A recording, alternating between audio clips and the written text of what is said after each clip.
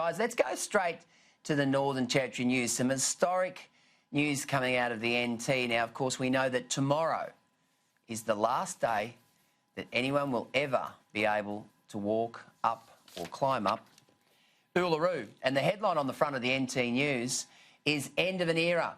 Today is the last day people will climb Uluru, and as you can see with that terrific photo, and I've got to say that is a brilliantly designed front page where the photo tells the story of 1,000 words, where people are lining up these big queues to actually climb the rock.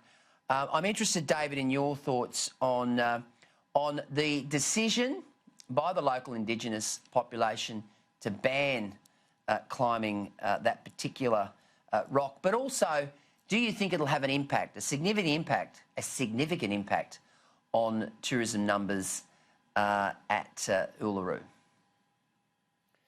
Yeah, look, obviously, Lisa, I can only speak for myself, and I've had a couple of kind of pub discussions with mates over this. I think it's one of those ones where everybody has an opinion, and that's fine, and that's the beauty of living in Australia, is you can have chats about things like this.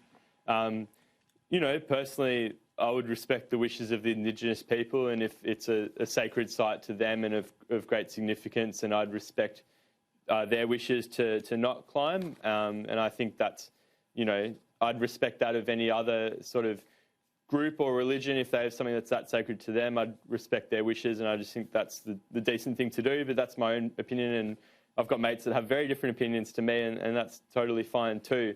When it comes to tourism, I think a lot of people travel to that area of the world, not necessarily just to climb Uluru. I think it's a magical area of the world. I think there's plenty to do. I think it's really rich in terms of obviously the people there, but also the nature and the surrounds. It's an incredible part of Australia. So I'd be very surprised to see a drop off in tourism just based off, you know, stopping people from walking on Uluru. I think there's so much else to it, and you can experience Uluru without walking on it. You can watch it from afar. You can walk around it. There's plenty of things to do and plenty of ways to experience it. So I don't think that it'll have a massive impact on tourism, no. Tim, do you agree with the traditional owners that they prefer no climbing, that the ban should stay?